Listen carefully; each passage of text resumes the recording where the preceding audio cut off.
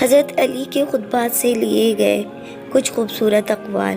حضرت علی نے فرمایا، جب خدا اپنی مخلوق کو دوبارہ لائے گا اور جو کچھ دیا ہے وہ واپس لے گا اور جو بخشتا رہا ان کے متعلق سوال کرے گا، وہ لوگ بہت کم نکلیں گے جنہوں نے اسے قبول کیا اور اس کا پورا حق ادا کیا۔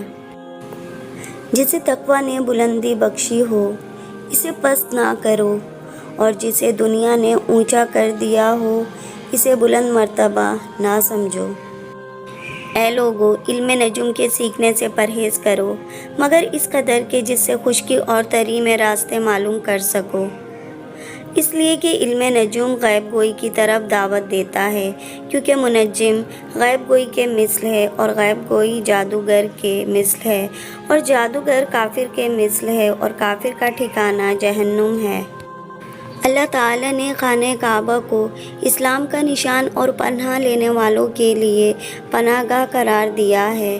اس کا حج فرض اور اس کا حق ادا کرنا واجب کیا ہے، اور وہاں پہنچنا تم پر واجب کیا ہے جنہیں وہاں تک پہنچنے کی استطاعت ہو۔ انسان کی فطرت ہے کہ وہ اس چیز کو پا کر پھولا نہیں سماتا جو خود ہی اسے ملے بغیر کہیں جانے والی نہ تھی، اور اس چیز کے جانے کا غم کھاتا ہے جو اسے ملنے والی ہی نہ تھی۔ اے لوگو، سب سے خوفناک چیزیں جن سے تم پر عذاب سے ڈرتا ہوں وہ دو ہیں، ایک خواہش نفس کی پیروی اور دوسری لمبی لمبی امیدیں۔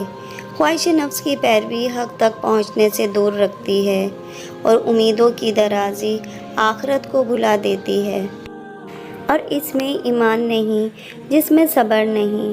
زمانہ دو دن ہے، ایک تیرے فائدے میں اور ایک تیرے نقصان میں، بس اگر نفع میں ہو تو تکبر نہ کر، اور اگر تیرے خلاف ہو تو برداشت کر۔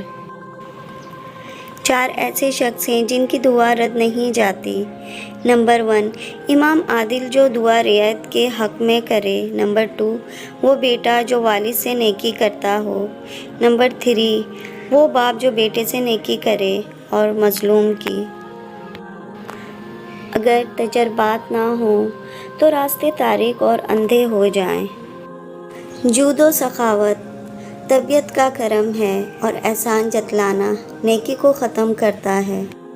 دوست کی دیکھ بھال نہ رکھنا قطع تعلقی کی طرف بلاتا ہے۔ رزق کو تلاش کرو، کیونکہ تلاش کرنے والے کے لیے اس کی ضمانت دی گئی ہے۔